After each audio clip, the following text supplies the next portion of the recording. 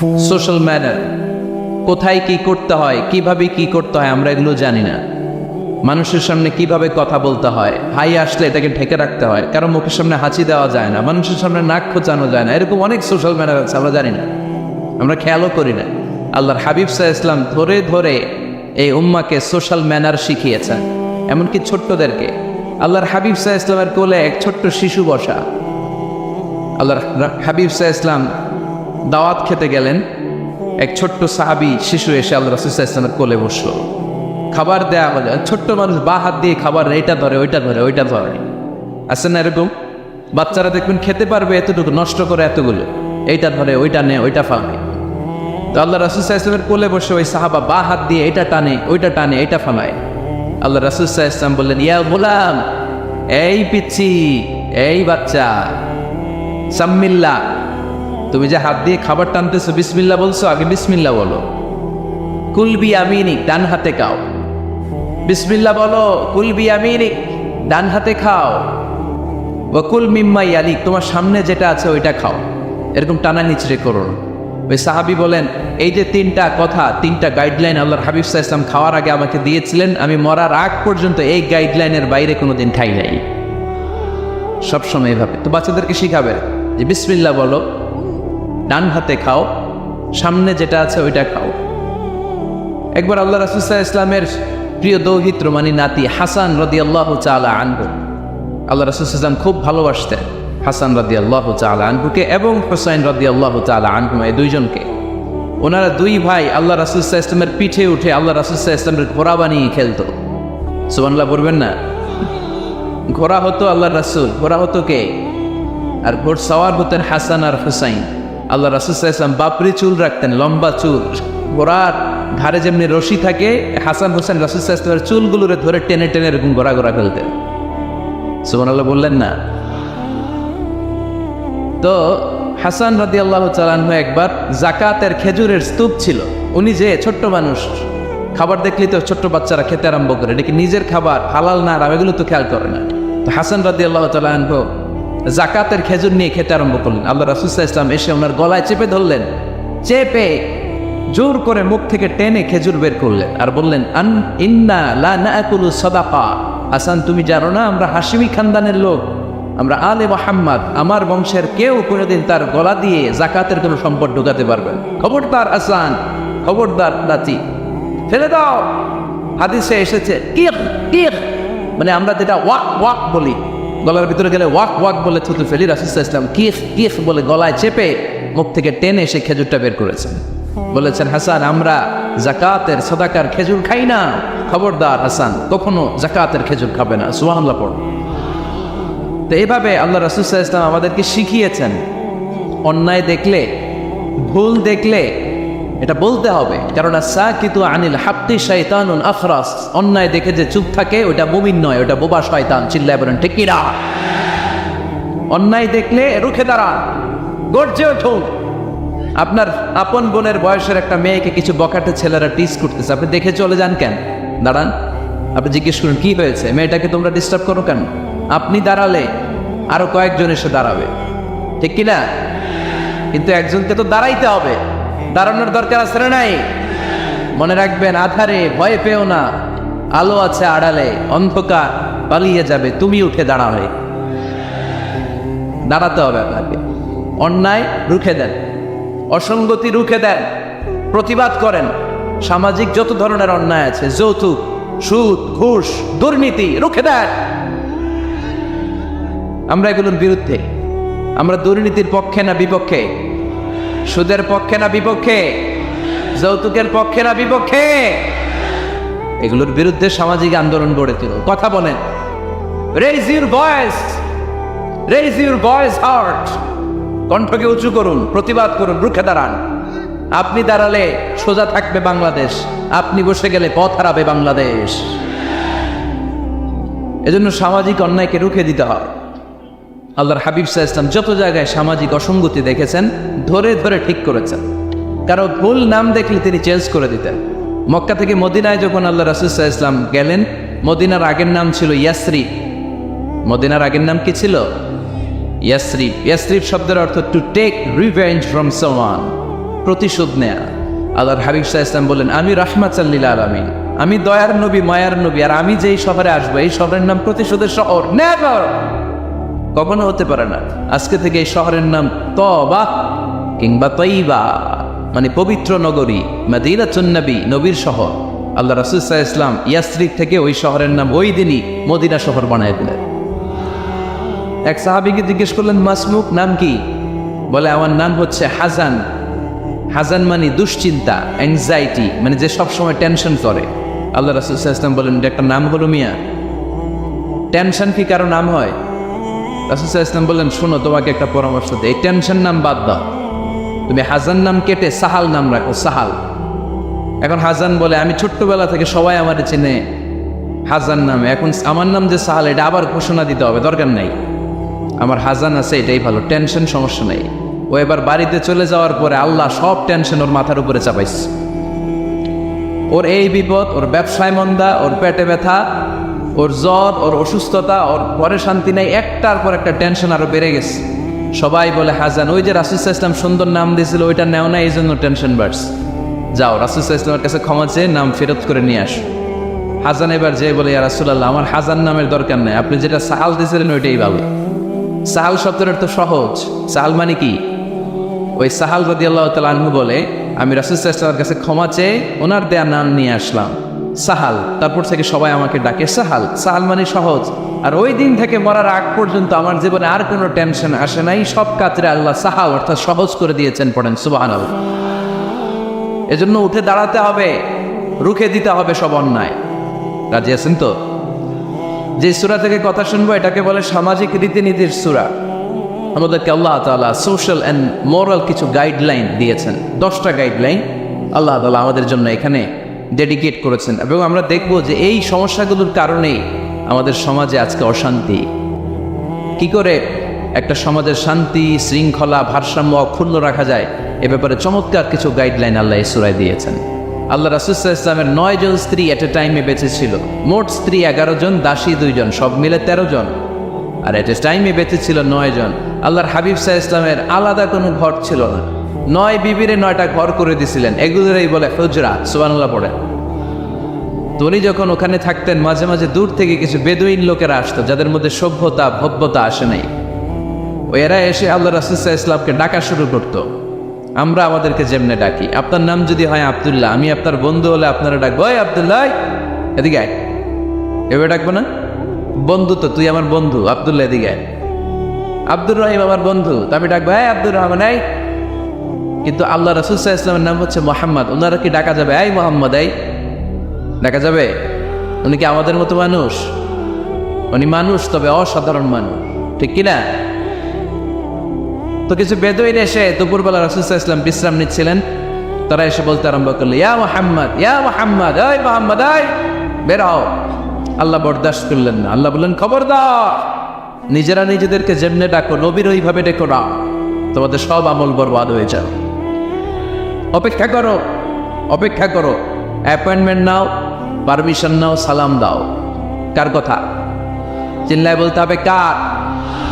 রব্বুল আলামিন বলেন, ইয়া আইয়ুহাল্লাযীনা আমানু লা তাদখুলু বুয়ুতান গায়রা বুয়ুতিকুম হাত্তা তাস্তানিসু ওয়া তুসাল্লিমু আলা আহলিহা যালিকুম খায়রুন লাকুম লাআল্লাকুম তাযাক্কারুন। পড়েন আল্লাহু আকবার। আল্লাহ বললেন, ও বিশ্বাসীরা শোনো শোনো, তোমাদের ঘর ছাড়া অন্য কারো ঘরে যদি যাও, অপরিচিত কারো বাসায় যদি যাও, যাওয়ার আগে অনুমতি নাও আর সালাম দাও। দেখেন সমাজ পরিবর্তনের ওয়াজ। অনুমতি নিতে হবে, সালাম দিতে হবে, পারমিশন নিয়ে যাবেন, অ্যাপয়েন্টমেন্ট নিয়ে যাবেন। অনেকে এমপির বাসায় যেয়ে ভিড় করে, এমপিরে পায় না, রাগ থাকে, আরে আসছি, এমপি হয়েছে তো কি হয়েছে, পাওয়া যায় না সময় মতো। এমপিরও কাজ আছে না নাই? উনি তো আপনাদের জন্যই কাজ করেন, যে মিটিংগুলো করে আপনাদের জন্য, এই নির্বাচনী এলাকার জন্য করে, এগুলো বুঝতে হবে। অনেক ব্যস্ত মানুষ। হুজুরের বাসায় যে, এই হুজুর নামে না এখনো, এতক্ষণ ধরে বসে আছি, 2 কাপ চা দিয়ে বসায় রাখছে আমাদেরকে, এরকম অভিযোগ আছে না নাই? কিন্তু হুজুরও মানুষ, হুজুরের ঘুমানো লাগে, হুজুরের গোসল করা লাগে, হুজুরের বিশ্রাম লাগে, হুজুরের ফ্যামিলি আছে, হুজুরও অসুস্থ হয়, হুজুর রোবট না, ঠিক কিনা? এগুলো একটু বোঝার চেষ্টা করবেন, একটু আমলে নেবেন। এজন্য সুন্নাহ হচ্ছে কারোর সাথে দেখা করার আগে অনুমতি নিয়ে যাওয়া। মোবাইল থাকলে ভাই বিকেলে একটু আসতে চাই, উনি যদি বলে হ্যাঁ আসেন যাবেন, তাহলে 1 নম্বর সুন্নাহ অ্যাপয়েন্টমেন্ট নেওয়া। 2 নম্বর সুন্নাহ যে সালাম দেওয়া, অনুমতি চাওয়া। কারো ঘরে হুট করে দরজায় ধাক্কা মেরে ঢুকা যাবে? আগে কি দিবেন? আওয়াজ করে বলেন, আগে কি দিবেন? সালাম। তারপর আপনার নাম বলবেন। কি বলবেন? আল্লাহর হাবিব সাল্লাল্লাহু আলাইহি ওয়াসাল্লাম ওনার ঘরে বসা, এক সাহাবী এসে দরজার মধ্যে কাড়া নেন। আল্লাহর হাবিব সাল্লাল্লাহু আলাইহি ওয়াসাল্লাম বললেন, মান্দা, কে দরজায় কাড়া নাড়ে? সাহাবী বললেন, আনা, আমি। বিশ্বনবী বললেন, মান আনতা, তুমি কে? সাহাবী কয়, আনা আনা। আরে নবী, আমি। রাসূল সাল্লাল্লাহু আলাইহি ওয়াসাল্লাম, কিসের আনা আনা? না বলো মিয়া, আনা আনা কান্নাহু কারিহা। রাসূল সাল্লাল্লাহু আলাইহি ওয়াসাল্লাম ওর কথাটাই রিপিট করলেন। রাসূল সাল্লাল্লাহু আলাইহি ওয়াসাল্লাম জিজ্ঞেস করলেন, কে? বলে, আমি। আরে তুমি কে? সাহাবী বলে, হুজুর আমি। আল্লাহ রাসূল বলে, আমি। এটা কোনো নাম হইল? নাম বলে। আল্লাহ রাসূল সাল্লাল্লাহু আলাইহি ওয়াসাল্লাম রেগে গিয়ে 2 বার বললেন, আমি। তা আমি বললেন না, আবার নামটা বলবেন। আমি কোনো নাম হইল? তো সাহাবী বললেন, আমি। রাসূল সাল্লাল্লাহু আলাইহি ওয়াসাল্লাম বললেন, না, আমি তোমার নাম না, তোমার নাম বলবে। তাহলে কারোর সাথে দেখা করতে গেলে প্রথম কাজ হচ্ছে অ্যাপয়েন্টমেন্ট নেওয়া, 2 নম্বর অনুমতি চাওয়া, দরজায় নক করে সালাম দেওয়া, আর নাম বলা। রাজি আছেন? অনুমতি ছাড়া কারো ঘরে ঢুকবেন না। এটা কি আপনাদের মনে থাকবে? এক সাহাবী বললেন, ইয়া রাসূলুল্লাহ, ইয়া হাবিবাল্লাহ, আমার ঘরে কেউ নাই, শুধু আমি থাকি আর আমার আম্মা থাকে। আস্তাদিনু আলা উম্মি, আমার মায়ের ঘরে যেতেও কি আমার অনুমতি লাগবে নাকি? আল্লাহর হাবিব বললেন, তুহিব্বু আন তারাহা উরিয়ানা, তুমি কি চাও নাকি তোমার মাকে তুমি উলঙ্গ দেখবে? সাহাবী বললেন, না, কশিন কালেও আমার মারে আমি উলঙ্গ দেখতে চাই না। আল্লাহর হাবিব সাল্লাল্লাহু আলাইহি ওয়াসাল্লাম বললেন, ইদান ইস্তাদিন আলাইহা, তাহলে তোমার মার ঘরে ঢোকার আগেও অনুমতি নিয়ে ঢুকবা। মায়ের ঘরে ঢোকার আগে অনুমতি নিয়ে ঢুকবা। সাহাবী বলে, আনা খাদিমুহা, রাসূল সাল্লাল্লাহু আলাইহি ওয়াসাল্লাম, আমি ছাড়া ওনার কেউ নাই, আমি তো ওনার খেদমত করি, আমার মার ঘরে ঢোকার আগে অনুমতি নেওয়া লাগবে? আল্লাহ রাসূল সাল্লাল্লাহু আলাইহি ওয়াসাল্লাম বললেন, হ্যাঁ, তোমার মায়ের ঘরে ঢোকার আগেও অনুমতি নেওয়া লাগবে। তাহলে মার ঘরে ঢোকার আগে যদি অনুমতি লাগে, বোনের ঘরে ঢোকার আগে তোর অনুমতির দরকার নেই? হ্যাঁ? ভাইয়ের ঘরে, ভাবির ঘরে ঢুকবেন? হ্যাঁ? অনুমতি নিয়ে ঢুকবেন না। খবরদার, কারো ঘরে ঢোকার আগে অনুমতি নিয়ে ঢুকবো আমরা। হুট করে আমরা অনেক সময় ঢুকে পড়ি। সে হয়তো বিশ্রাম নিচ্ছে, অল্প কাপড় পরে শোয়া, বা বিছানায় এমনভাবে পড়ে আছে, ওই অবস্থায় সে কারোর সাথে দেখা করতে চাচ্ছে না। ওই অবস্থায় হুট করে ঢোকা যাবে? নক করেন, সালাম দেন, নাম বলেন, পারমিশন চান। এই সময়ের মধ্যে সে নিজেকে গুছিয়ে প্রিপেয়ার্ড হবে, আপনার সামনে আসার উপযোগী করে নেবে নিজেকে। ঠিক কিনা? দিস ইজ ইসলাম। আওয়াজ করে বলেন, দিস ইজ ইসলাম। এটাই ইসলাম। শুধু লম্বা দাড়ি রাখাই ইসলাম না, শুধু নামাজ পড়তে পড়তে কপালে দাগ ফেলানো ইসলাম না। কারো ঘরে ঢোকার আগে অনুমতি নিয়ে যাওয়ার নাম ইসলাম। কথা বুঝতে পেরেছেন? তাহলে কারো ঘরে ঢোকার আগে পারমিশন নিব, সালাম দিব। হুট করে আজ থেকে কারো ঘরে ঢুকবো না। ইনশাল্লাহ পড়বেন না? রব্বুল আলামিন এই সূরাটা শুরু করলেন ঈমানদারদেরকে ডেকে। এই সূরার মধ্যে রব্বুল আলামিন 5 বার ঈমানদারদেরকে ডাক দিয়েছেন, আর একবার গোটা বিশ্বের সব মানুষদেরকে ডাক দিয়েছেন। পড়েন সুবহানাল্লাহ। আল্লাহ বললেন, ইয়া আইয়ুহাল্লাযীনা আমানু লা তুকদ্দিমু বাইনা ইয়াদাইল্লাহি ওয়া রাসূলিহি ওয়াত্তাকুল্লাহ ইন্নাল্লাহা সামিউল আলীম।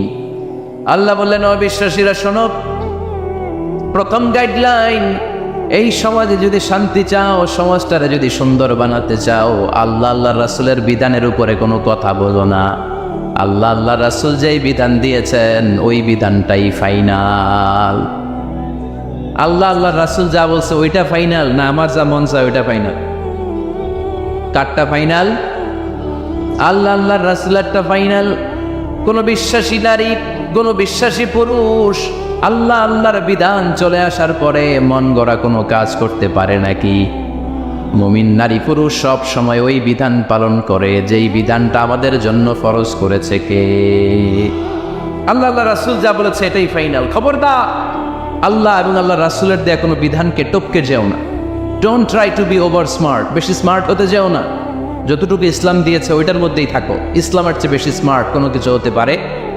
ইসলামের চাইতে কোনো কিছু বেশি মডার্ন হতে পারে? আল্লাহর দেয়া, আল্লাহ রাসূলের দেয়া কোনো আইনের চেয়ে কোনো স্মার্ট আইন পৃথিবীবাসী বানাতে পারে? এজন্য আল্লাহ বললেন, ওয়ামা কানা লিমুমিনিন ওয়ালা মুমিনাতিন ইযা কাদাল্লাহু ওয়া রাসূলুহু আমরান আন ইয়াকুনা লাহুমুল খিয়ারাতু মিন আমরিহিম। আল্লাহ রাসূলের বিধান যখন জানা হয়ে যায়, কোনো মুমিন বান্দা বান্দি তাদের আর নিজেদের পক্ষ থেকে কোনো অপশন থাকে না, কোনো চয়েস নাই। আমার আল্লাহ বলেছে 5 ওয়াক্ত নামাজ জামাতের সাথে পড়ো, এর উপরে আমাদের কোনো কথা আছে নাকি? আল্লাহ নারীদেরকে বললেন হিজাব পরে রাস্তায় বের হও, এর উপরে কোনো কথা আছে নাকি? আল্লাহ বললেন সমাজের ফিনান্সিয়াল ট্রানজ্যাকশন গুলো ব্যবসার মাধ্যমে হবে, কোনো সুদের কারবার চলবে না, এর উপরে মুমিনদের কোনো কথা আছে নাকি? আল্লাহ রাসূল যেটা বলেছে ওইটাই ফাইনাল, ওইটাই সবচেয়ে শ্রেষ্ঠ। খেয়াল রাখবেন, এর চেয়ে বেশি শ্রেষ্ঠ হতে পারে? এক সাহাবী বললেন আমি সারা রাত তাহাজ্জুদ পড়ব, ঘুমাবো না। এক সাহাবী বলল আমি আর স্ত্রীদের কাছে যাব না। আরেক সাহাবী বলল সারা বছর আমি রোজা রাখবো, আমি কোনোদিন রোজা ভাঙবো না। আল্লাহ রাসূল সাল্লাল্লাহু আলাইহি ওয়াসাল্লাম রেগে গেলেন, কারণ আল্লাহ রাসূল সাল্লাল্লাহু আলাইহি ওয়াসাল্লাম কি এগুলো শিখাইছেন আমাদেরকে? সারা রাত তাহাজ্জুদ এগুলো শিখাইছে? সারা বছর রোজা শিখাইছে? স্ত্রীদের থেকে আলাদা দূরে দূরে থাকা এগুলো শিখাইছে? রাসূল সাল্লাল্লাহু আলাইহি ওয়াসাল্লাম রেগে গেলেন। দেখেন what a check and balance, ইসলাম কতটা ভারসাম্যপূর্ণ জীবন ব্যবস্থা। আল্লাহ রাসূল সাল্লাল্লাহু আলাইহি ওয়াসাল্লাম ডেকে বলেন, কার এত সাহস যে বলেছে সারা রাত তাহাজ্জুদ পড়বে? কই, আমি নবী তো সারা রাত তাহাজ্জুদ পড়ি না, আমি নবী তো তাহাজ্জুদ পড়ি আবার ঘুমাই, তো আমি ঘুমাইয়া আল্লাহর এত বড় প্রিয় বান্দা হতে পারি, তোমার সমস্যা কোথায়? আমি নবী হয়ে 11 জন স্ত্রীর সাথে মেলামেশা করতে পারি, তোমার মিশতে সমস্যা কোথায়? আমি নবী রোজা রাখি, আবার মাঝে মাঝে রোজা রাখি না, দিনের বেলা খাই, এভাবে মানতে তোমার সমস্যা কোথায়? ইন্নী লাখশাকুম লিল্লাহি ওয়া আতকাকুম লাহু, আমি নবী সবার চাইতে বেশি আল্লাহরে চিনি, আমার নবীর চাইতে আল্লাহরে বেশি কেউ চিনে? আরে নবী তো আমাদেরকে আল্লাহকে চিনিয়ে দিয়েছে, চিল্লায় বলে ঠিক কি না? আমার নবীর চাইতে কেউ বেশি বুজুর্গ হতে পারবে না, আমার রাসূলের চাইতে কেউ বেশি আল্লাহওয়ালা হতে পারবে? তার মানে রাসূল যতটুকু শিখিয়েছে অতটুকুই শ্রেষ্ঠ। এটা টপকিয়ে, এটার উপর দিয়ে অ্যাডভান্স হয়ে সামনে যাওয়া যাবে? বেশি বোঝা যাবে না। খবরদার, রাসূল যেটা শিখিয়েছেন অতটুকুর মধ্যে থাকতে হবে, তাহলে কল্যাণ আর বরকত দিবে কে? মাগরিবের ফরজ নামাজ কয় রাকাত? তো কেউ যদি বলে আমি অনেক বড় আল্লাহর ওলি, আমি 5 রাকাত করবো, সব বেশির জন্য, হ্যাঁ কি কয় হবে না? 5 রাকাত তো, সেজদা কয়েকটা বেশি আছে এটার মধ্যে, রুকু কয়েকটা বেশি, কষ্টও বেশি, হবে? কথা কয় না, হবে? রমাদানের 30 দিন রোজা রাখা ফরজ, আপনি যদি বলেন না রমজানে না রেখে এটা আমি শাবান, জুলকাদ, জুলহাজ 3 মাস টানা 90 দিন রেখে দিব, বেশি রাখবো আমি, হবে? কারণ বেশি বুঝছে। কারণ কি? আল্লাহ রাসূলের চাইতে বেশি বোঝা যাবে, আল্লাহ রাসূলের চাইতে বেশি বুজুর্গ সাজা যাবে? খবরদার, never be advanced from Allah and his রাসূল। আল্লাহ এবং আল্লাহ রাসূলের চাইতে আমরা অ্যাডভান্স হব না। আল্লাহ রাসূল যা দিয়েছেন ওইটাই ফাইনাল। ওইটা কি ফাইনাল? আওয়াজ করে বলেন ওইটা কি? তাহলে সামাজিক সুখ সম্প্রীতির প্রধান মাধ্যম হচ্ছে আল্লাহ রাসূল যা বলেছে এটাই আমরা মানব, এর উপর আমরা কোনো কথা বলতে চাই? এরপর আল্লাহ ইমানদারদেরকে আবার ডাক দিলেন, বললেন ইয়া আইয়ুহাল্লাযীনা আমানু লা তারফাউ আসওয়াতাকুম ফাওকা সাওতিন নবী, ও বিশ্বাসীরা খবরদার, আমার নবীর কণ্ঠের চাইতে তোমাদের কণ্ঠ বড় করো না। ঘোষণাটা কার? কারণ সাহাবারা আল্লাহ রাসূল সাল্লাল্লাহু আলাইহি ওয়াসাল্লামের চারদিকে এরকম ঘিরে বসে থাকতো।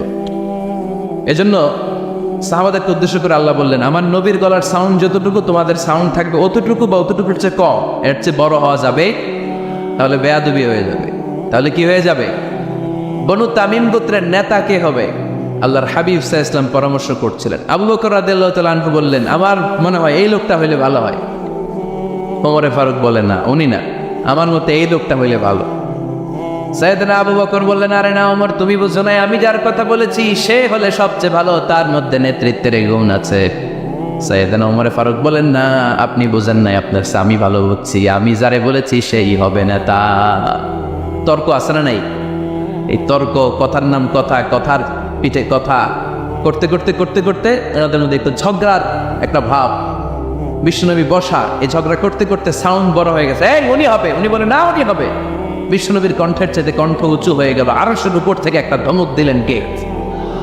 আল্লাহ বললেন, খবরদার লা তারফাউ আসওয়াতাকুম ফাওকা সাওতিন নবী, নবীর কণ্ঠের চাইতে কণ্ঠ উঁচু করো না। ওয়ালা তাজহারু লাহু বিল কওলি কাজহারি বা'দিকুম লিবা'দ আন তাহবাতা আমালুকুম ওয়া আনতুম লা তাশউরুন। নবীর কণ্ঠের চাইতে তোমাদের কণ্ঠ যদি উঁচু হয়ে যায়, তোমাদের সব নেক আমলগুলো আমি আল্লাহ বাতিল করে দেব। ধমকটা ছোট না বড়? ছোট না বড়? মনোযোগ আছে আপনাদের? যদি নবীর কণ্ঠের চাইতে তোমাদের কণ্ঠ বড় হয়, জীবনে যত ইবাদত করছো সব বাতিল, নামাজগুলা বাতিল, কাজে আসবে না। হজ করছো বাতিল, রোজা রেখেছো বাতিল, সব বাতিল। বেয়াদবি করেছো নবীর সাথে, চিল্লায় বলেন ঠিক কিনা? নবীর কণ্ঠের চাইতে নিচু হতে হবে কণ্ঠ। এই আয়াত আসার পরে সাহাবারা তো এমন ভয় পেলেন, এবার নবীর কাছেই কেউ আসে না। সুবহানাল্লাহ বলবেন না? ভয়ে আসে না, ভয়ে না জানি আমার কণ্ঠ আবার নবীর কণ্ঠের চাইতে উঁচু হয়ে যায়। ওমর ফারুক রাদিয়াল্লাহু তাআলা ডানে ঘুরে বায়ে ঘুরে কাছে আসে না। আবু বকর রাদিয়াল্লাহু তাআলা ডানে ঘুরে বায়ে ঘুরে কাছে আসে না। আল্লাহর হাবিব ওমর ফারুককে ডাকলেন, এই ওমর সামনে আসো, এদিকে আসো। ওমর ফারুক আসলেন, কিন্তু ওমর ফারুক এত আস্তে আস্তে কথা বলেন, বিশ্বনবী ওমর ফারুকের কথা কানে শোনে না। সুবহানাল্লাহ নাই? এত আস্তে আস্তে ওমর ফারুক কথা বলেন, বিশ্বনবী শুনতে পান না। ওমর কি বললা, একটু জোরে বলো না। ওমর ফারুক একটু জোরে বললেন, তাও শুনেন না। বিশ্বনবী বললেন, আরেকটু সাউন্ড বড় করে বলো, আমি তো শুনি না, জোরে বলো। ভয়, কারণ কণ্ঠ যদি উঁচু হয়ে যায় আমার নবীর কণ্ঠের চাইতে, জীবনে সব ইবাদত শেষ।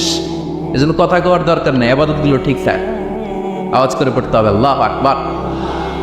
তাহলে 2 নম্বর গাইডলাইন, লা তারফাউ আসওয়াতাকুম ফাওকা সাওতিন নবী, নবীর কণ্ঠের চাইতে কণ্ঠ উঁচু করো না। আপনারা হজ উমরা করেছেন কে কে দেখি? মাশাআল্লাহ, হাত নামান।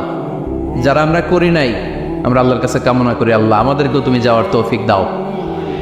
আমরাও যেন আমার নবীর কবরের সামনে দাঁড়িয়ে নবীর সালাম পড়তে পারি, তৌফিক দাও। আমিন। আমরাও যেন রাউদাতুম মিন রিয়াদিল জান্নাহ ঢুকে 2 রাকাত নামাজ পড়তে পারি, তৌফিক দাও। তোমার ঘরটা যেন তাওয়াফ করতে পারি, তৌফিক দাও। মক্কা মদিনার ঐতিহাসিক জায়গাগুলো যেন দেখে হৃদয়টারে ঠান্ডা করতে পারি, আল্লাহ তৌফিক দাও। তো যারা গিয়েছেন তারা জানেন, মসজিদে নববীতে নামাজের পরে আপনারা যখন পূর্ব দিকে, প্রথম কাতারের পূর্ব দিকে সবাই লাইন ধরে যেতে যেতে প্রথমে বাম দিকে পড়ে রাউদাতুম মিন রিয়াদিল জান্নাহ, জান্নাতের বাগান সমূহ থেকে একটা বাগান। পুরো মসজিদে নববীর কার্পেটের এক কালার, ওই রাউদাতুম মিন রিয়াদিল জান্নাহর কার্পেটের আরেক কালার। আল্লাহ রাসূল সাল্লাল্লাহু আলাইহি ওয়াসাল্লামের ঘর আর মিম্বার এতটুকু জায়গাকে অন্য কালারের কার্পেট দেয়া হয়েছে। এটা দুনিয়ার বুকে জান্নাতের টুকরার মধ্যে থেকে একটা টুকরা। সুবহানাল্লাহ। আজ এরা খুব ভিড় করে এখানে নামাজ পড়ার জন্য। এটা বাম দিকে পাবে, এরপরে যেতে যেতে কিছু দূর যাওয়ার পরেই বাঁ দিকে পাবেন বিশ্বনবী সাল্লাল্লাহু আলাইহি ওয়াসাল্লামের কবর, আল কবর আশ-শরীফ। আমার নবী এখানে শুয়ে আছে। যেই নবীর কথা আজীবন ওয়াজে শুনলেন, যেই নবীরে নামাজের তাশাহুদে বসে সালাতু সালাম পড়ে শোনা, যে নবীর জন্য দেহের তাজা রক্ত আমরা বিলিয়ে দিতে রাজি, ওই নবীর কবরের সামনে যে যখন দাঁড়াবেন আর ভাববেন আমার আর নবীর থেকে ব্যবধান 5-6 হাত, এইখানে আমার নবী শুয়ে আছে, এইখানে আমি, আপনি কি ধৈর্য ধারণ করতে পারবেন? কথা বলেন, নিজেকে সামলে রাখতে পারবেন? আমার নবীর কোন উম্মত প্রথম যখন উমরা করতে যায়, হজ করতে যায়, নবীর কবরের সামনে দাঁড়িয়ে নিজেকে সামলে রাখতে পারে না, চিৎকার দিয়ে কান্না আসে, চোখ দিয়ে ধা ধা করে অশ্রু ঝরে। যেই নবীর ভালোবাসা আমার হৃদয়ের মধ্যখানে, আমার নবী নাকি শোয়া আছে এই জায়গায় আমার নবী শোয়া। সহ্য হয় না, বুক ফেটে চিৎকার আসে, কিন্তু চিৎকার দেয়া যায় না। কারণ যে আয়াতের তাফসীর আপনাদেরকে শোনাচ্ছি, এই আয়াতটা বিশ্বনবীর কবরের উপরে লেখা, লা তারফাউ আসওয়াতাকুম ফাওকা সাওতিন নবী। তুমি নবীর দরবারে এসেছো, এখানে বড় গলায় আওয়াজ করে কোনো কথা বলা যাবে না, চিল্লায় বলেন ঠিক কি না? এই আয়াতটা আজও লেখা নবীর কবরের উপর, লা তারফাউ আসওয়াতাকুম ফাওকা সাওতিন নবী। এটা নবীর দরবার, এখানে চিৎকার চেঁচামেচি করে দুরূদ পড়া যাবে না, লাফালাফি করা যাবে না। অত্র ভাবে আন্তরিকতার সাথে, বিনয়ের সাথে নবীরে সালাম দিতে হবে। সুবহানাল্লাহ পড়ো। আল্লাহ রাসূল সাল্লাল্লাহু আলাইহি ওয়াসাল্লাম আমাদের থেকে বিদায় নিলেন, কিন্তু এই আয়াতের হুকুম আজও আছে না নাই? অনুরূপভাবে যারা আমাদের উস্তাদ, মা বাবা, আধ্যাত্মিক নেতা, ধর্মীয় গুরু, ইসলামী আন্দোলনের নেতা, তাদের সামনেও উচ্চবাচ্য করে আওয়াজ করা যাবে, তাদের সাথে ভদ্র ভাষায় কথা বলার দরকার আছে না নাই?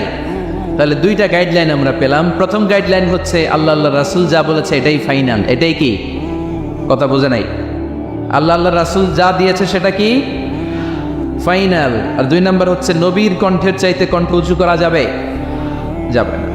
3 নম্বরে আল্লাহ মুমিনদেরকে আবার ডাক দিলেন, বললেন ইয়া আইয়ুহাল্লাযীনা আমানু ইন জাআকুম ফাসিকুম বিনাবাইন ফাতাবায়ানু, কেউ যদি তোমাদের কাছে কোনো সংবাদ নিয়ে আসে, সংবাদটা বিশ্বাস করার আগে যাচাই করে নাও।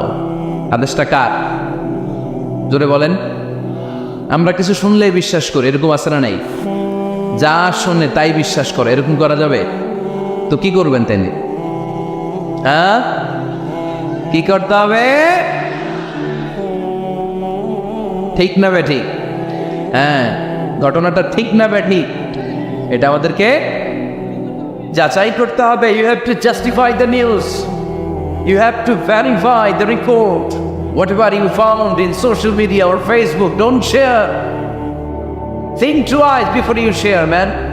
শেয়ার করার আগে 2 বার ভাববেন যে শেয়ার করবো কি করবো না।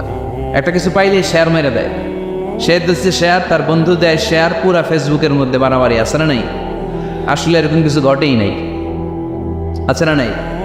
খবরদার, আমরা খুব খুব বেশি পছন্দ করি রুমর, গুজব ছড়ানোর জন্য বাংলাদেশের পৃথিবীতে 1 নাম্বার।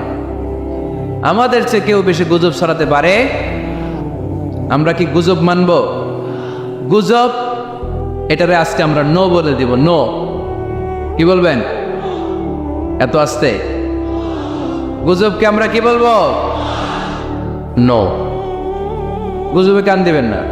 প্রায় দেখবেন সোশ্যাল মিডিয়াতে অমুক নেতার গোপন ভিডিও ফাঁস। তো অমুক নেতার গোপন ভিডিও ফাঁস হয়েছে, আপনার কি সমস্যা? আপনার এত ভালো লাগে কেন? আপনার ভিডিও তো কয়েকদিন পরে ফাঁস হবে, তখন আপনি কি করবেন? এই সমস্ত আজে বাজে কাজে যাবেন।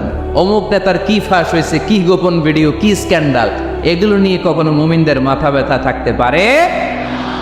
মুমিন চাইলেই যে কোনো জিনিস শেয়ার দিতে পারে না। আপনি লা ইলাহা পড়েছেন, এই লা ইলাহা যেন তেন কোনো বাণী নয়। এই লা ইলাহার ঘোষণা দিয়ে যে মুমিন হয়, তার হাতগুলো আল্লাহর কাছে একেবারে সারেন্ডার, তার জিহ্বাটা সারেন্ডার, তার চোখগুলো সারেন্ডার, তার কানগুলো সারেন্ডার। সে চাইলেই মন যা চায় তা করতে পারে না, ঠিক কিনা? আপনার কান দিয়ে যা শুনতে বলছে শুনতে পারবেন, ঠিক কিনা? ফাবিআইয়ি আলা'i রাব্বিকুমা তুকাযযিবান, আমার কোন নেয়ামতকে তোমরা অস্বীকার করবে? এই আয়াতটা সবার মুখস্থ আছে না নাই? মজার ব্যাপার হলো এই আয়াতটা আল্লাহ তাআলা এই সূরার ভেতরে 1 বার, 2 বার, 5 বার, 10 বার নয়, 31 বার উল্লেখ করেছেন। কয়বার? 10 বার বললেও তো হয়তো, 20 বার বললেও তো হতো, 31 বার বললেন কেন? তার মানে এটা জরুরি, এটার সিগনিফিক্যান্স, তাৎপর্য অনেক বেশি। যে জিনিস যত গুরুত্বপূর্ণ এটা বারবার বলতে হয়, ঠিক কিনা? এই জন্য আল্লাহ তাআলা বারবার বলেছেন, বারবার আমাদেরকে সচেতন করেছেন। ফাবিআইয়ি আলা'i রাব্বিকুমা তুকাযযিবান, আল্লাহ বলেছেন, এই মানব জাতি আর জিন জাতি, আমার কোন নিয়ামতকে তুই অস্বীকার করবি? বল, কোন নিয়ামতকে অস্বীকার করবে? বলেন। আল্লাহর কোন নিয়ামতকে অস্বীকার করার কোন সুযোগ আছে? ওয়া ইন তা'উদ্দু নি'মাতাল্লাহি লা তুহসুহা ইন্নাল ইনসানা লাযালুমুন কাফার। যদি আমার নিয়ামতগুলো গুনতে শুরু করে দাও, গুনতে গুনতে তোমার জীবন শেষ হয়ে যাবে, হায়াত ফুরিয়ে যাবে। আমি আল্লাহর নিয়ামত গুনে কশিনকালেও তোমরা শেষ করতে পারবে? সাগরের জল যদি কালি হয়ে যায়, গাছের পাতা যদি খাতা হয়ে যায়, সাগরের জল নামক কালি দিয়ে গাছের পাতা নামক খাতার উপরে যদি আল্লাহর প্রশংসা লিখতে শুরু করে দেন, আল্লাহ বলে গাছের পাতাও ফুরিয়ে যাবে, সাগরের জলও ফুরিয়ে যাবে, কিন্তু আমার প্রশংসা করে তোমরা শেষ করতে পারবে না। এজন্য আল্লাহর প্রশংসা করতে হবে বেশি বেশি নাকি কম কম? কম কম না বেশি বেশি? ফাবিআইয়ি আলা'i রাব্বিকুমা তুকাযযিবান, আমার কোন নিয়ামতকে তোরা অস্বীকার করবি বল? ও mankind and jinnkind, which of my mercy and blessings you wanna deny? আমার কোন নিয়ামতকে অস্বীকার করবি? অস্বীকার করার সুযোগ আছে? নাই। আল্লাহর হাবিব সাল্লাল্লাহু আলাইহি ওয়াসাল্লাম এই সূরাটাকে বড্ড পছন্দ করতেন।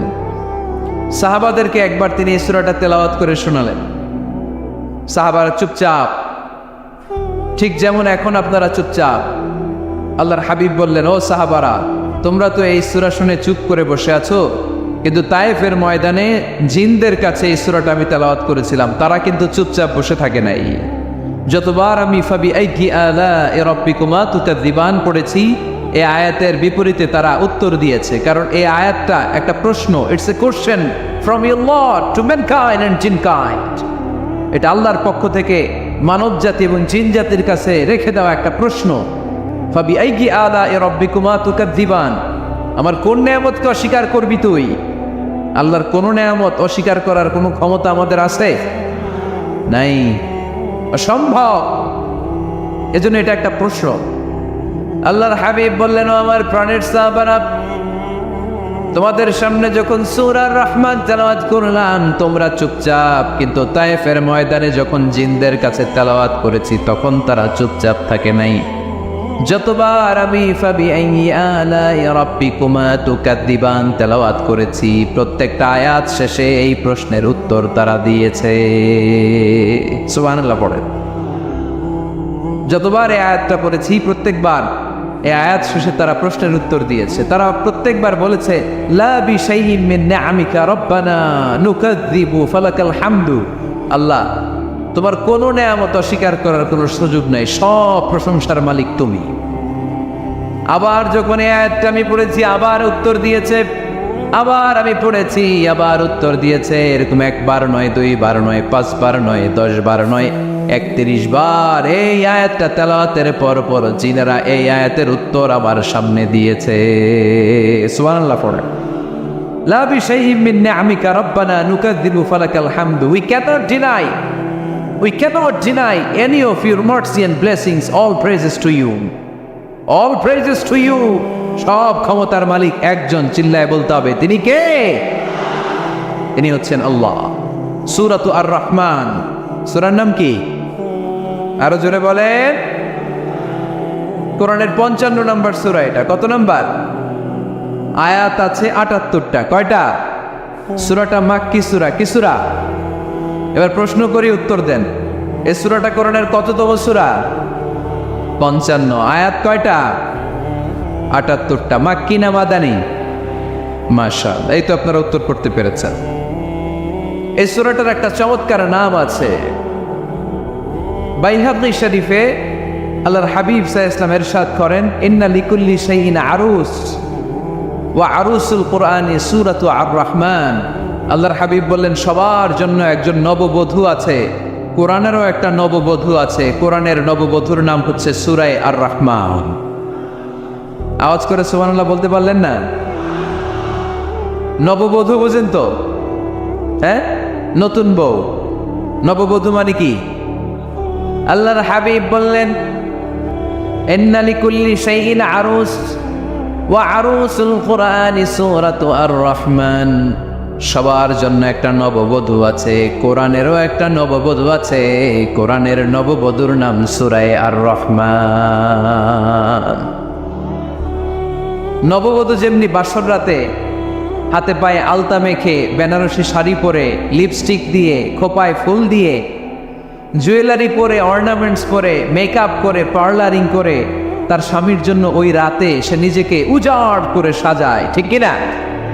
ঠিক তেমনি আল্লাহ তাআলা এই দুনিয়াতে আমাদেরকে কি কি নিয়ামত দিয়েছেন, আবার কি কি নিয়ামত জান্নাতে গেলে দিবেন, তার সব কিছু বর্ণনা করে এই সূরাটাকে তিনি উজাড় করে সাজিয়েছেন।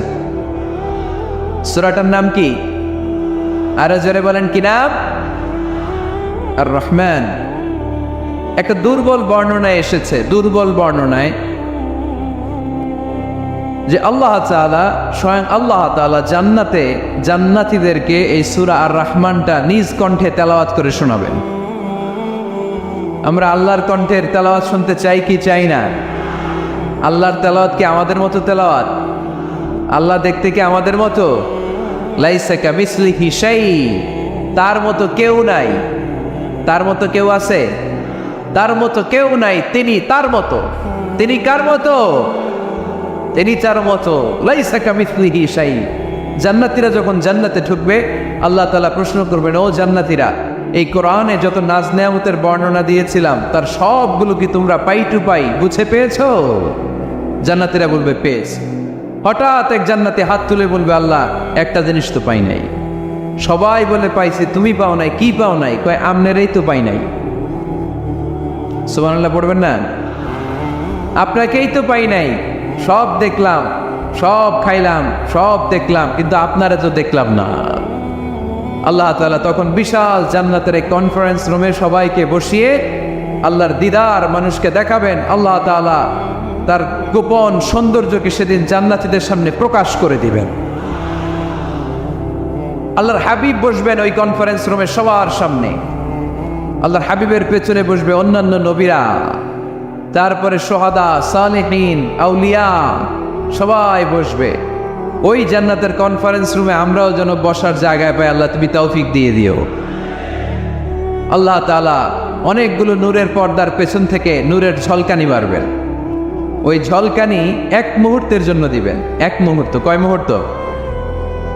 70,000 নূরের পর্দার কথা বলা হয়, এই বর্ণনাটাও দুর্বল। পর্দা আছে কিন্তু কয় হাজার জানে কে?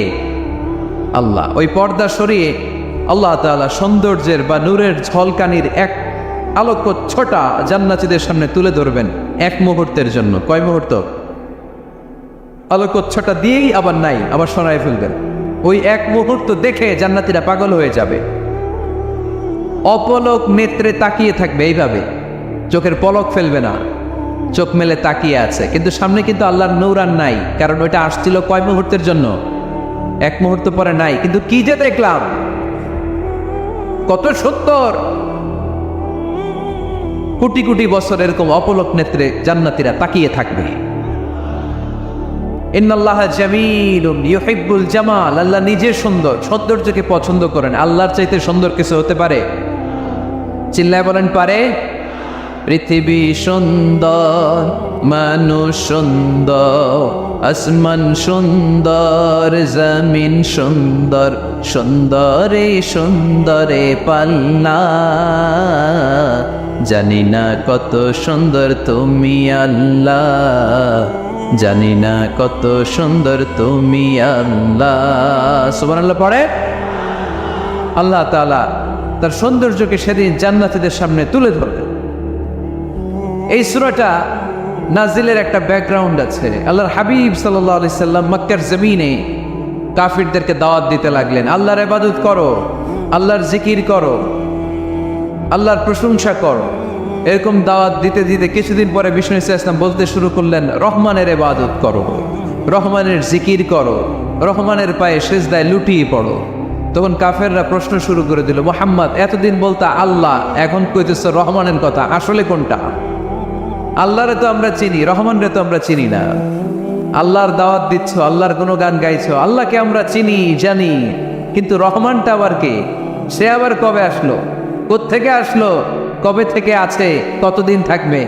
রহমানরে তো আমরা চিনি না। ওরা রহমান চিনে না। এজন্য আল্লাহ তাআলা রহমানকে চিনায় দেওয়ার জন্য আর রহমান নামে একটা সূরা নাজিল করে দিলেন।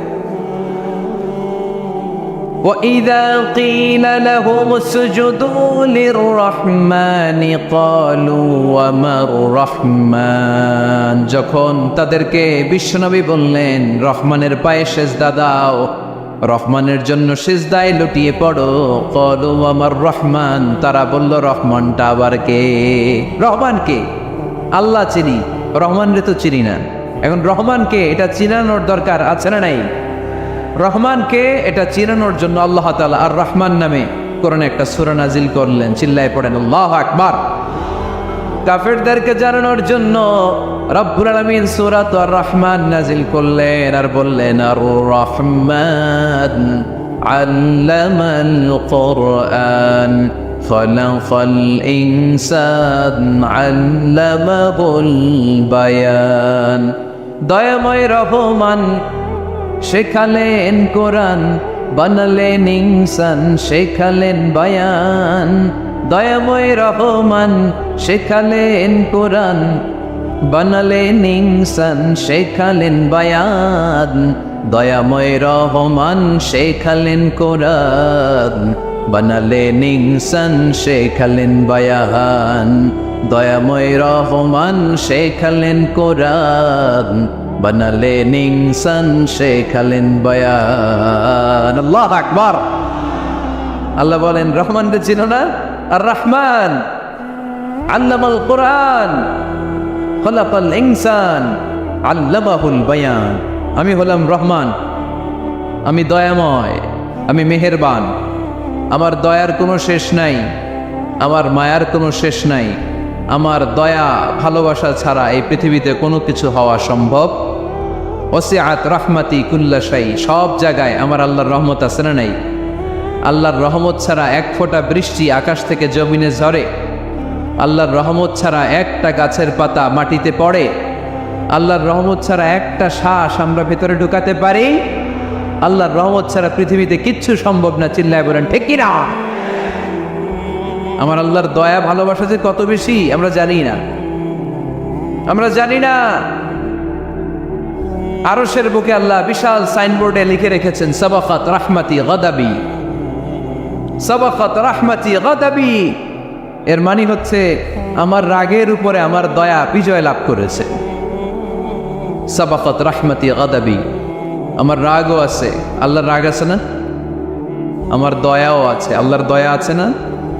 আল্লাহ বললেন আমার রাগও আছে, আবার আমার দয়াও আছে। তবে জেনে রেখো আমার রাগের চেয়ে দয়া বেশি। আল্লাহর কোনটা বেশি? দয়া বেশি। আমাদের পাপ অন্যায় যত বড় হোক, মনে রাখবেন আল্লাহর দয়া তার চাইতেও বড়। নাকি ছোট? আপনি যত বড় পাপ করেন না কেন, আমাদের জন্য আল্লাহর পক্ষ থেকে দয়া আছে না নাই? বনি ইসরায়েলের এক লোক সিরিয়াল কিলার ছিল, খালি মার্ডার করতো, সিরিয়াল মার্ডার। একটা, দুইটা, তিনটা, 10টা, 5টা করতে করতে করতে করতে 99টা মার্ডার করেছে। কয়টা? এলাকায় আছে নাকি এরকম কেউ? 99টা মার্ডার। কল্পনা করা যায়? 99 জন মানুষকে সে নিজ হাতে হত্যা করেছে। 99 মার্ডার করার পরে তার মনে ভয় আসলো, হায়রে না জানি আল্লাহ আমার সাথে কেমন আচরণ করে আখিরাতে। আমার তওবা আছে কিনা কপালে জানি না, আমার তো ক্ষমা নাই, কি করব আমি? তো সে লোকজনদেরকে জিজ্ঞেস করলো আমার ক্ষমা আছে কিনা, এটা কে বলতে পারবে? আমাকে আল্লাহ মাফ করবে কিনা? তারা সবাই বললো এই এলাকায় এক আল্লাহর ওলি আছে, তার কাছে যাও। সে আল্লাহর ওলির কাছে যেয়ে বলে, ও আল্লাহর ওলি, আমি 99টা হত্যা করেছি, 99টা মার্ডার, আমার কপালে ক্ষমা আছে কিনা তুমি একটু বলো। আল্লাহর ওলি কই, কি বললা? 99টা মার্ডার? হায় হায় সর্বনাশ, তোর কোনো ক্ষমা নাই। এবার যে মার্ডার করছে কয় আমার যেহেতু ক্ষমা নাই, তোরে বাঁচায় রেখে লাভ কি, তোরেও দিলাম শেষ করে। এবার সেঞ্চুরি করে ফেলাইছে। কথা বুঝতেছেন? আমার যেহেতু ক্ষমা নাই, তো তোরে বাঁচায় রেখে কি লাভ, তোরেও শেষ করে দিলাম। এবার সেঞ্চুরি। সেঞ্চুরি করার পরেও ভয় আসে না নাই অন্তরে? অন্তরে তো আল্লাহর ভয়। কই যাবে? খুঁজতে লাগলো কে সমাধান দিতে পারবে। একজন বলল ওই এলাকায় একজন বড় আলেম আছে, ওই আলেমের কাছে যাও। সে আলেমের কাছে যেয়ে বলে, আলেম, আমি 99টা হত্যা করেছি, এখন আমার বড্ড ভয় হয়, আল্লাহ আমারে মাফ করবে কিনা, তুমি একটু আমারে বলো। আলেম বলে, তোমার গুনাহ যত বড়ই হোক, আমার আল্লাহর দয়া তার চাইতেও বড়। তুমি কি পাপ করেছো, কি অন্যায় করেছো তুমি? তুমি জানো না আমার রব কত মেহেরবান, তিনি কত দয়ালু, তিনি ভালোবাসার আধার, তিনি করুণার আধার। তোমার পাপ অন্যায় যদি হয় খালের পানির সমান, বিলের পানির সমান, আমার আল্লাহর দয়া সাগরের পানির সমান। তোমার পাপ আর অন্যায় যদি হয় পাহাড়ের সমান, আমার আল্লাহর ভালোবাসার দয়া হচ্ছে আকাশের সমান। তুমি যদি তওবার মতো তওবা করতে পারো, ক্ষমার মতো ক্ষমা চাইতে পারো, চোখের পানি ছেড়ে, চোখের পানির বড় দাম, চোখের পানির মধ্যে বিশাল কারিশমা, এটা আল্লাহ খুব পছন্দ করে।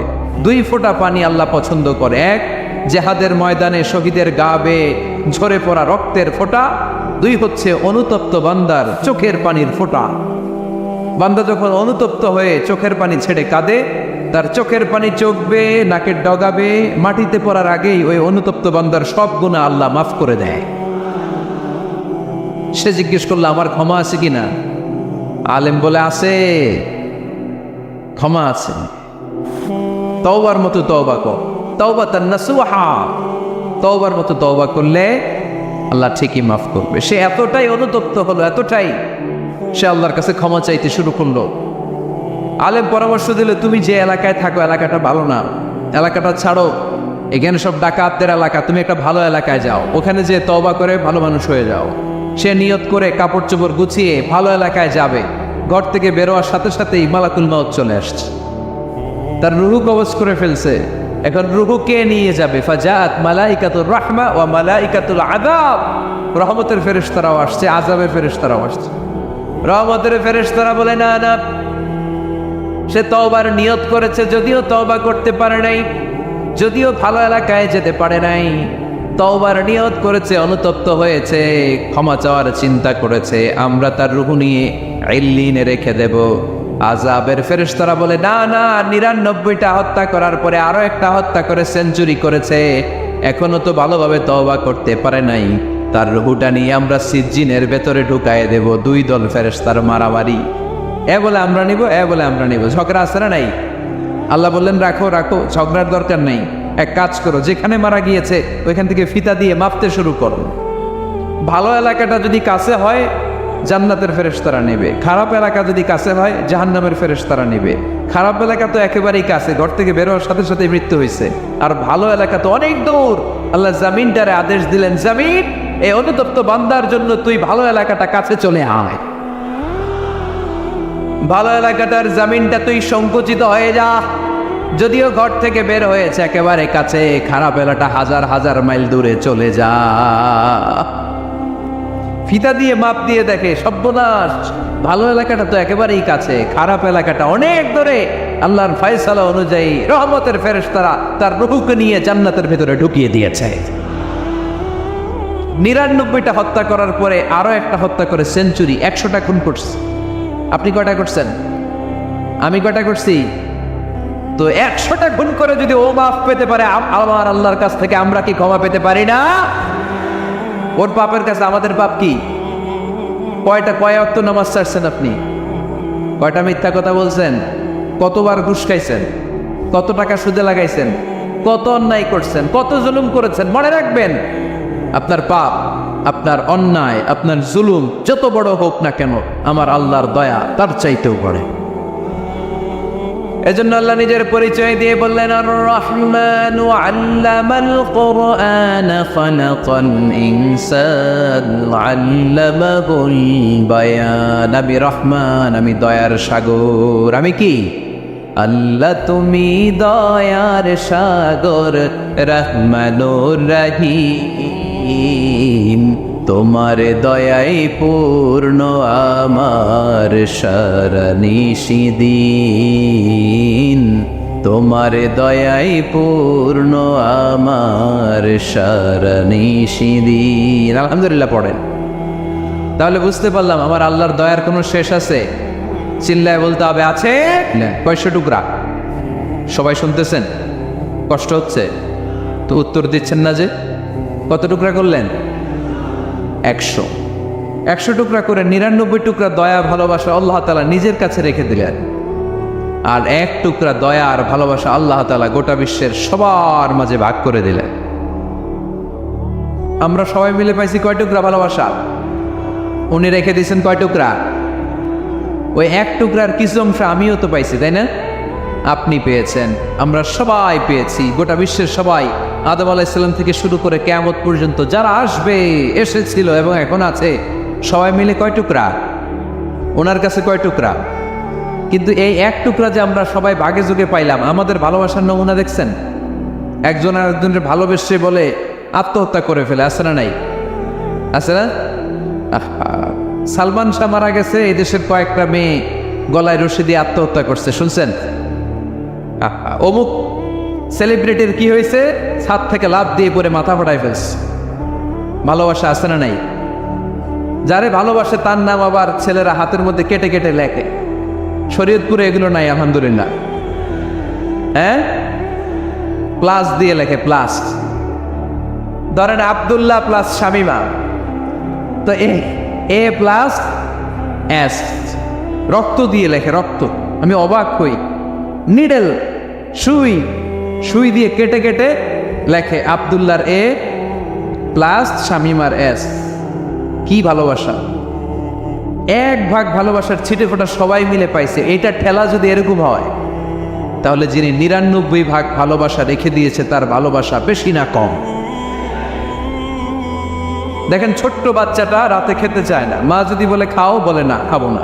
আব্বু অফিস থেকে আসুক, আব্বুর কোলে বসে বসে আব্বু আর আমি একসাথে খাবো।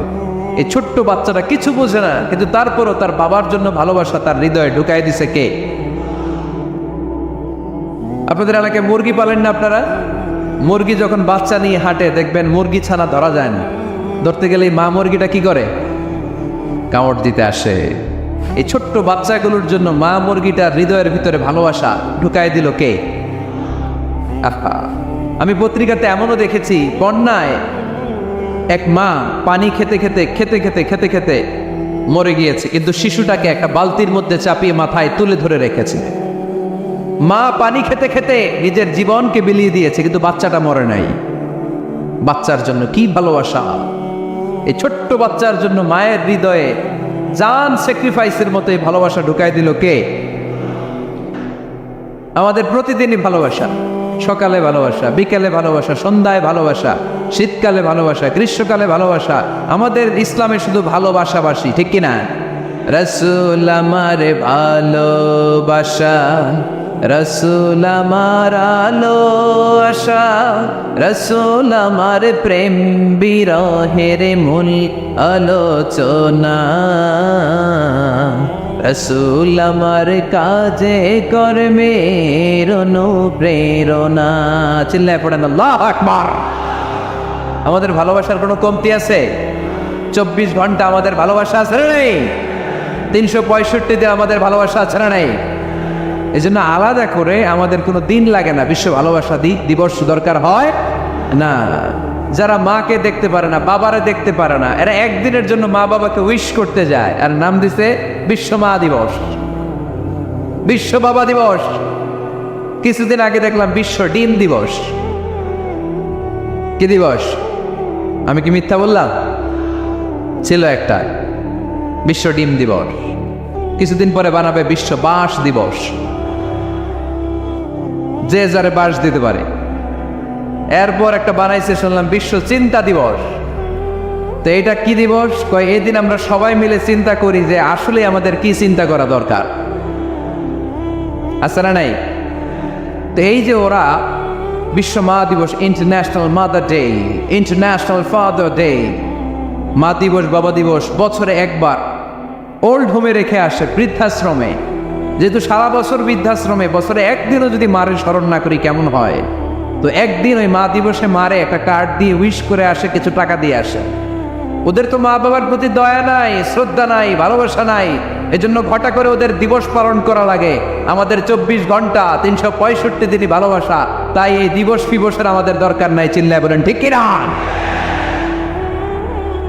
জন্মের পর থেকেই তো আমাদের ভালোবাসা, মৃত্যু পর্যন্ত ভালোবাসা, আমৃত্যু ভালোবাসা। এই জন্য বিশ্ব ভালোবাসা দিবস, এটা ইসলাম কখনো সাপোর্ট করে না।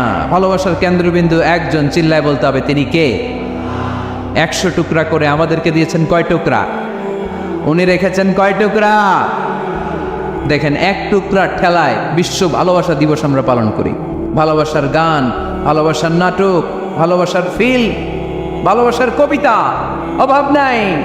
কত ভালোবাসার স্টোরি আপনারা জানেন, এত ভালোবাসা। কিন্তু সবাই মিলে ভালোবাসার এক অংশ আমরা ভাগে যোগে পেয়েছি। এক অংশের নমুনা যদি এমন হয়, 99 টুকরা ভালোবাসা যিনি রেখে দিয়েছেন নিজের মধ্যে, তার ভালোবাসা বেশি না কম? চিল্লায় বলেন বেশি না কম? এজন্য আমরা আল্লাহর ভালোবাসার ভিখারি, আমরা আল্লাহ তাআলার রহমতের ভিখারি। আল্লাহর রহমত ছাড়া কেউ কোনোদিন জান্নাতে যেতে পারবে? কোনোদিন নিজের আমল নিয়ে বড়াই করবেন না। আপনারা কি ভাবেন যে আপনার আমল দিয়ে আপনি জান্নাতে যাবেন? শরীয়তপুরের আজকের এই প্যান্ডেলে যারা বসে আছেন, কার এরকম ভরসা আছে যে হুজুর আমি এত আমল করেছি, আমার আমলের বদৌলতে আমি জান্নাতে ঢুকবো? কে কে আছেন দেখি আল্লাহর ওলি? আছে এরকম কোন আল্লাহর ওলি? হ্যাঁ, আছে? নাই। আল্লাহর হাবিব বললেন, আল্লাহর রহমত ছাড়া, ভালোবাসা ছাড়া কেউ কোনোদিন জান্নাতে ঢুকতে পারবে? আম্মা জান আয়েশা বললেন, ইয়া রাসূলুল্লাহ, আপনিও না? আল্লাহর হাবিব বললেন, না, আমিও না, তবে আল্লাহর রহমত আর দয়া সেদিন আমাকে ঘিরে রাখবে। মান নুকিশা উযযিবা, যার হিসাব আল্লাহ সেদিন চাইবেন সে ধরা খেয়ে যাবে। সব সময় আল্লাহর কাছে এই দোয়াটা যেন আমরা করি, আল্লাহ কিয়ামতের দিন তুমি আমার হিসাব নিও না, আল্লাহ তুমি আমার বিচার বসিও না, আল্লাহ তুমি দয়া করে আমারে মাফ করে দিও। আল্লাহ যার বিচার করবেন ও জাহান্নামে যাবে, আর যার বিচার করবেন না সে জান্নাতে যাবে।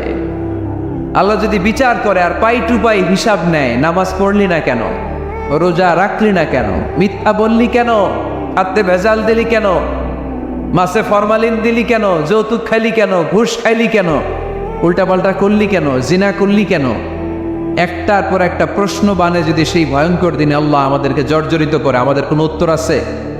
সেদিন আমাদের বাঁচার কোনো উপায় আছে?